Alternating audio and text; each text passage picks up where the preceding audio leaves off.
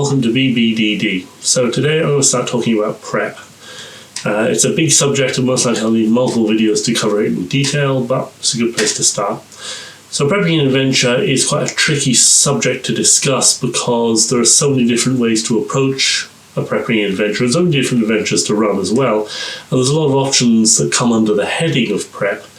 But for now I'm going to discuss the kind of the levels of prep and the mistakes as I often do. I'm going to talk about the mistakes that I still make whilst running D&D and certainly for prepping adventures. So, being prepared for the next step in your module or the next stage in your own campaign is kind of part of your duty as the DM, and a little awareness of what's coming up next to avoid long periods of erming from behind the DM screen is basically the biggest part of your contract between you, the DM, and the players. However, just like being underprepared is a big issue, being overprepared is also something to watch out for, which I'm becoming more aware of now as I've played more games and prepared for more games, which I will cover later on. But for example, for now, for my basic prep, whether I'm dealing with a module or my own creation, there are three main things that I'll kind of consider. And the first one is outline the story. Obviously, I want to make sure that I know where I'm going, what the key elements and events are that will actually fit into the time of the session. I'm not really good at planning the time of sessions. Like, I do know DMs who know it's going to take this amount of hours and they'll have an amount of content that fit really nicely into that.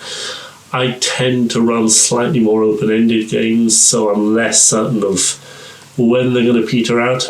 Sometimes when I'm kind of aware of the clock, I'll just kind of pick a time that will be probably a dramatic moment or a good resting point when we've kind of chilled out our battle. But other times it will just happen in the middle of stuff, and I'll have to continue where I picked up later on. But if you kind of know what's going to fit in there, then once you know the outline of the story and that kind of key beats that are going to fit into your session, you also want to know the key NPCs, obviously. Basically, for knowing them, pretty much you want to know what information they have, their names, and a voice. If you happen to do voices for different NPCs, kind of have, like, if I'm really nicely prepared for an adventure, I'll have a little table set up with the names of the NPCs that are going to be met, or the potential NPCs that will be met, and a hint as to what their voice might sound like so I can differentiate between them. Maybe some information about their personality if I'm getting really elaborate, and what they can potentially tell the player, or what they can give the players.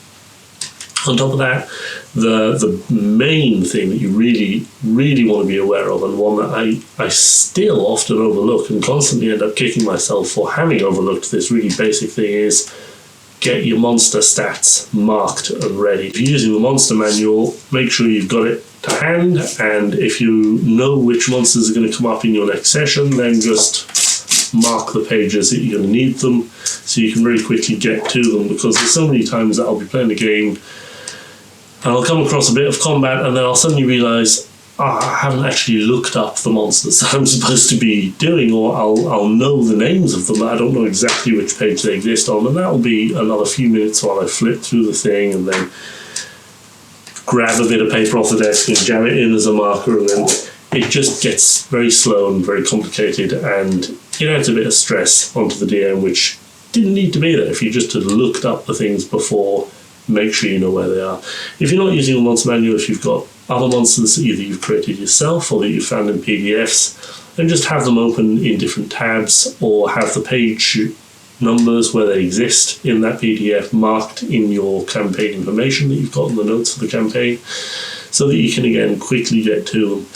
I will add also on top of this another bit of prep, which I want to cover later on in another video, but I will mention just now. So many times, particularly with monsters with complicated abilities or with spell casting, I will have looked up the monster and I'll know what I'm throwing at the players, but I won't have looked in detail as to what they can do. I strongly recommend, if you are setting up any kind of combat, learn what your monsters are capable of, think about how the tactics could work, and kind of get comfortable with that monster before you throw it in, because if you're learning during the combat, you're going to make mistakes that later on you'll think, I could have made that combat really dramatic, I could have made it really cool if I'd only just. And I do that so many times that eventually I'm going to learn it myself, I hope. So after you've done your outline of your story and then your monster stats, the third thing that I tend to do is treasure. So players love to find treasure. Some modules will detail what treasure is found in certain sections, but they're obviously often not super comprehensive. It's just like big treasure. They won't have stuff for like the pockets of monsters or for in drawers or things. And players are often going to be, doing an investigation roll or searching this dead monster or that thing. And it's a good idea to have either a random treasure table or just a few bits and bobs written down in a list somewhere that you can just throw out to players if they have a high roll, or an interesting object, maybe custom magical items or interesting treasures that could be gathered from certain events, because it's nice to give out little objects and bits and pieces. And quite often I find that if I'm following modules or writing a story, I'll get carried away in the story and the big bits of treasure, but I'll forget the little details and the bits and bobs. And if you do dole those out every now and again, the players will have something to fill up their inventory, and they can maybe use them in interesting combinations later on in the game if they get the chance. And it'll be a nice surprise and a nice callback to previous events. So try and make sure you've got those primary three things set up for your prep: the outline of the story for that session, the monster stats and how to run those monsters, and then the treasure that is likely to be found during that session, both large and small treasure. As an extra bonus one, for my personal way of running D&D, I like to have music and sometimes sound effects. There's a great site called Tabletop Audio which provides loads of great tracks for music, and has now recently updated and added a soundboard generator, so you can have little looped sounds or sounds on a delay, so they play every 30 seconds, like creaks or footsteps for a haunted house. Really fantastic resource. I will again in another video cover some of the tools I use. Like I often use a small program called SoftRope, which is a great soundboard tool. Either that or you can just use YouTube, anything that works for you really. But I do like to add a little bit of background music just to carry the mood along, to evoke a certain city, finding a particular soundtrack to work as the theme for a certain city if your players are visiting it once and you want it to have a real impact, or if they're coming back to it regularly and they want to make it feel like a sense of home. Having a certain track of music for that will really help lay that in. Similarly with combat, I find it can feel a bit like the game slows down a bit and becomes a bit more cold during combat, because the RP kind of drops away. It's very hard during the hour of combat in real time, which is only taking 6 seconds per round, to have people saying things and talking and interacting, because it starts to get a bit tricky to fit that into the time scale. So I find RP drops off during combat, and if you have some music carrying along, it can keep the mood running. So basically, most of the prep for an adventure shouldn't be all that complex. In fact, what I'm starting to notice is that slipping into over prep is actually easier to do than I originally thought. When I first started approaching planning for adventures, I thought you needed to know everything and kind of be prepared for anything, because players could do literally anything, and if you weren't prepared, then you'd be sitting there and you'd be lost and freaked out. But it actually starts to work the opposite way. If you use that kind of fear of not being prepared enough to over prep, you will potentially risk railroading your players. So to explain this, it's kind of a concept that I've got for D&D. For me, the way I kind of look at it is Dungeons & Dragons is an incredibly powerful 3-part storytelling system. The first part is you've got the DM, and the DM basically works like the engine of a computer game. They're there to generate the world around the players.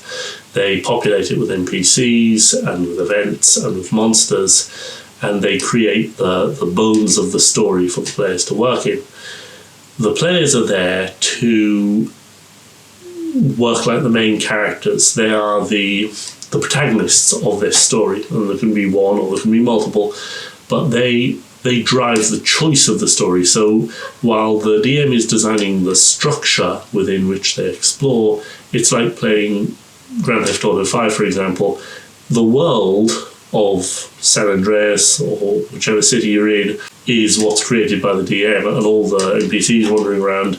But where that story goes, how it gets to where it's going, that's the choice of the players. And then the third element, and also just as vital, is the dice, which works to add fate and chance and luck into the event. So without the dice, it would either be a completely novelized storytelling experience by the DM, or it would be a completely random wandering about by the players, with the DM just kind of trying to come up with events. The dice allows it to become more organic. It takes the power away from both human parties and adds a bit of chance and fate, which opens the game up so that it's not completely controlled by the DM and not completely controlled by the players either. It's more of an organic experience.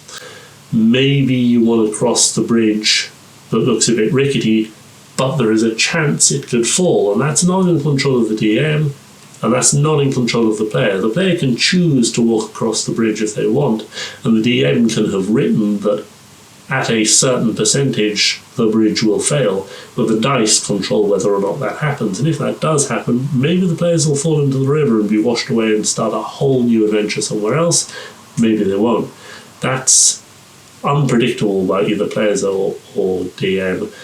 So this three-part system works a lot better when it's in balance. If you give the players, as I said before, too much choice, the game becomes directionless and it kind of ceases to have meaning. Too much reliance on the dice, and the narrative and the structure suffers, making it more like a roguelike game where you just random events are occurring and you can make it into a story, but it doesn't really mean anything. And too much influence on the DM, it begins to feel like you may as well be sitting watching a film rather than having a storytelling experience.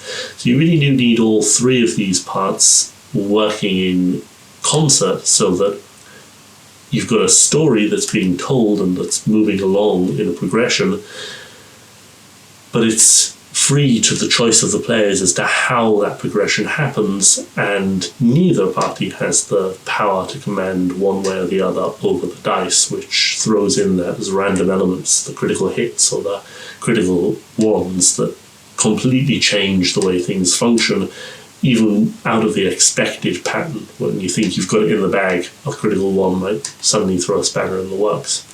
So to kind of illustrate what I'm on about here, I'm going to tell a little story about a game that I ran recently.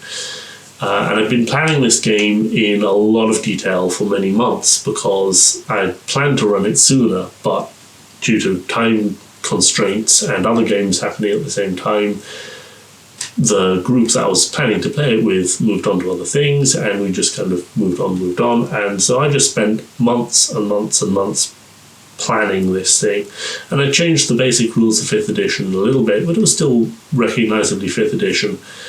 And because I've been going over it in detail for so long, I had a really clear idea as to how each moment was going to go. I'd set the setting, I had all the NPCs planned out and named and voiced, I had all the treasure and items and events, and so I knew it really clearly in my mind. And when I did finally get to play this thing, it basically went like I planned. Each event the players came across went as I predicted it would go, and they seemed to be having fun. But after the game, I was sitting there thinking about it, and I realised it had felt quite dissatisfying for me. I don't know how the players truly felt about it, because it's hard to judge whether they're being nice or not. But, I mean, they said they enjoyed it. They said it was good fun. I enjoyed it as well, but I realised basically what I'd done is I'd led them through my vision. I'd planned it in so much detail that I didn't really allow them to explore all the bits that I expected them to explore. I kind of got too hooked onto the narrative that I had planned and onto the pace that I had planned, and so I just kind of I led them through it. Again, that can be fine. Sometimes you want to have a bit of a railroad experience. If you've got a really big dramatic moment planned, you want to kind of guide your players quite directly through it. But I had envisaged for this whole world that I created that I would allow the players to, well, play a bit more, and that's not what happened. The flexibility was there, but I just didn't allow them to get to it. And I think this is the biggest danger of overprep, because it gives you such a solid idea of what must happen, and you spend so much time on what you want to happen that you're very resistant to allowing the players to explore, and you tend to either consciously or unconsciously push them towards certain ways, and you lose track of the point of why players are there in this triangle theory that I've got about D&D, that the players are there for the choice. It is not your choice anymore, it's their choice. You're just there to create the world. Otherwise, you may as well just sit down and read a novel to them. So now, I could have actually noticed what was happening during play, but I'd also been too distracted by all the other prep. So along with overprepping the story and the events, I had overprepped sound effects, and I had printouts, and I had NPCs, and tens of thousands of words of campaign document. And all this is fine, but basically I was so busy focusing on all this stuff that I had that I really was excited to share to people, with the handouts of the weapons and the technology, and I had page-long descriptions of rooms that they were going into, which I would just sit there and read out to them, and it wasn't entertaining game structure. They were sitting there listening to me share my world rather than exploring the world for themselves. And so you mustn't let over-preparation overshadow why you are there. You are there to generate a world. What happens in the world, in what order and how it goes down, is down to the players and the dice. So you've got to not overstate your thing. You've got to keep the triangle in balance. You are there to create the world. They're there to create the choice, and the dice is there to create fate. So to sum it up, I'll return to my triangle of D&D: engine, choice, and fate.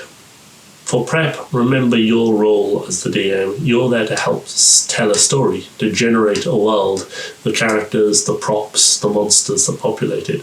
The players are there to generate choice. They direct how the story will get to where it's going, while the dice are there to influence a bit of fate, chance, doom, and luck, so that none of the human elements have too much power and can dominate either side. Keeping this in balance is, I think, the key to good prep. It really doesn't need to be hundreds of pages of documents or hundreds of tabs open. You can create a satisfying adventure in just a couple of hours' work. And if you have spent months agonizing over your campaign and your setting and your story, just remember, when you sit down to play, the choice of how that happens isn't really yours anymore. You've got to let it be a bit more organic and allow the players to play within your structure. Anyway, I hope you enjoyed the video, and I hope you'll join me for my next one, which I'm not sure what the topic will be yet, but it will be something D&D related. So good luck and be well.